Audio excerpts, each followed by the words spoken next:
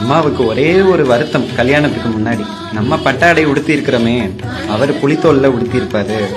நம்ம தங்க நகை போட்டிருக்கிறோமே, அவர் ருத்ராட்சம்ல போட்டிருப்பாரு. நம்ம கிரீடம் வச்சிட்டு இருக்கோம், அவர் சட விழுந்த முடியல அள்ளி முடிஞ்சிருப்பாரே அப்படின்னு ஒரே ஒரு வருத்தம்.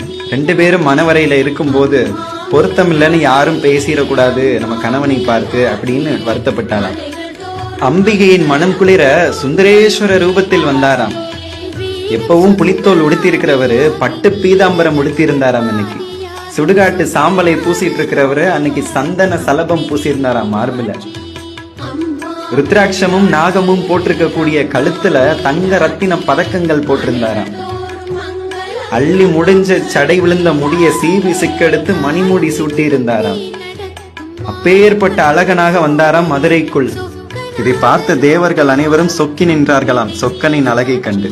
மதுரை மக்கள் மயங்கியே விழுந்தார்களாம் மாப்பிள்ளையின் அழகை கண்டு. அப்பேற்பட்ட புண்ணிய பூமி இந்த மதுரை.